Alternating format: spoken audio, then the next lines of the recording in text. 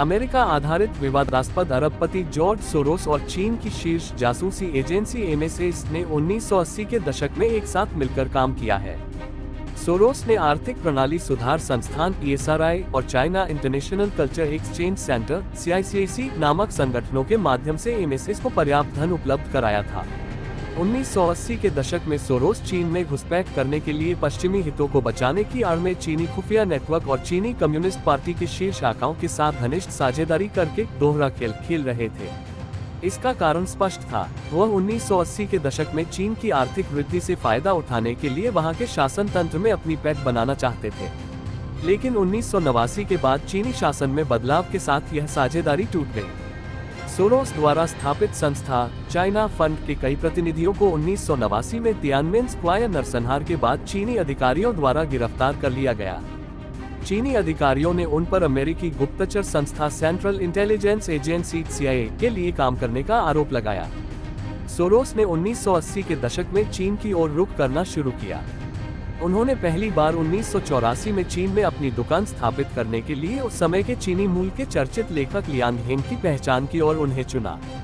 हेंग अपने संस्मरण son of the revolution को प्रकाशित करने के बाद प्रसिद्ध हुए थे, जो इस बात का व्यक्तिगत लेखा जोखा था कि कैसे चीन पश्चिम के लिए दरवाजे खोल रहा था और किस प्रकार चीनी कम्युनिस्ट पार्टी द्वारा नियमित अंतराल पर वैचारिक शुद्धि के नाम पर अत्याचार किए जाते हैं। लियांग ने सोरोस को चीनी सत्ता तंत्र के महत्वपूर्ण लोगों से जोड़ा।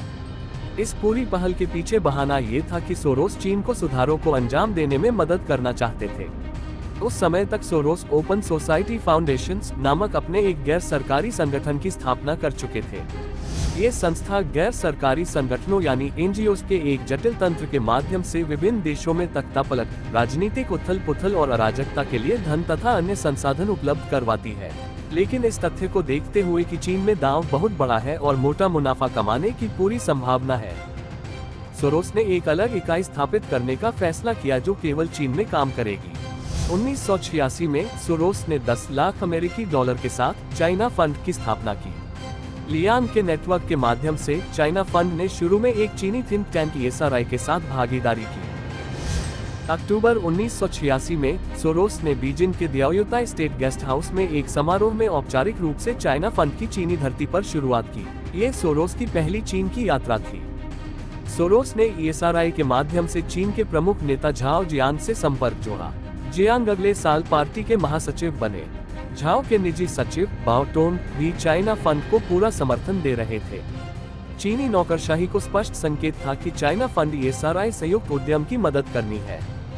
सुधारवादी आर्थिक नीतियों को आकार देने में चीन की मदद करने के बहाने के पीछे चाइना फंड ने बहुत तेजी से अपना जाल फैलाना शुरू किया।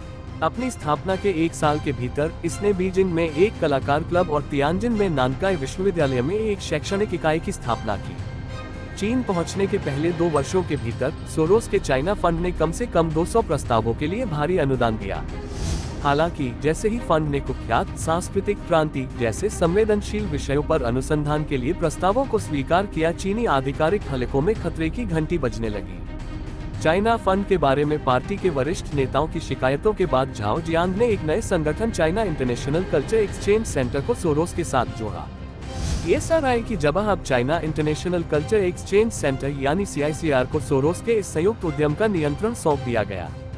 China international culture exchange centre औपचारिक तौर पर चीनी संस्कृति मंत्रालय का हिस्सा है, पर वास्तव में ये चीनी जासूसी नेटवर्क का एक प्रमुख अंग है और चीन की शीर्ष जासूसी एजेंसी MSS के लिए काम करता है।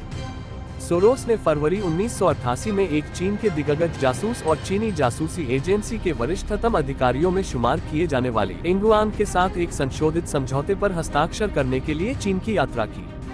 ये स्वीकार करना बहुत भोलापन होगा कि सोरोस इस खुले रहस्य के बारे में नहीं जानते थे कि ये कौन है तथा जिस संगठन के साथ वह काम कर रहे हैं वह चीन के गुप्तचर नेटवर्क का हिस्सा है।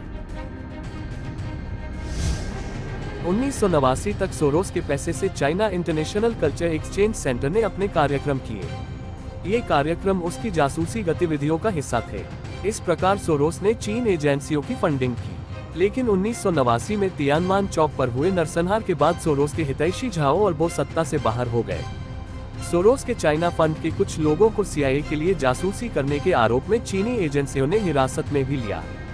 सोरोस इन बदलते हालात में रातों रात चाइना फंड बंद कर वहां से भाग खड़े हुए। उन्होंने इस बात की परवाह नहीं की कि चीनी सरकार चाइना फंड से जुड़े लोगों को जेल में डाल रही है। लोकतंत्र की दुहाई देने वाले सोरोस ने न केवल अपने साथ काम करने वालों को मुश्किल में डाला, बल्कि वह इस दुनिया के सबसे डरावने अधिनायकवादी तंत्र के साथ हाथों में हाथ डालकर काम कर रहे थे और उनकी जासूसी एजेंसियों को अपना पैसा भी उपलब्ध करवा रहे थे। जब वहां दाल गलनी बंद हो गई तो वे चीन के आलोचक हो गए और लोकतंत्र की दुहाई देने लगे। इस वीडियो में इतना ही। जल्दी मिलेंगे एक नए विषय के साथ। वीडियो अच्छा लगा हो तो इसे लाइक और शेयर करें और हमारे YouTube चैनल को सब्सक्राइब करें।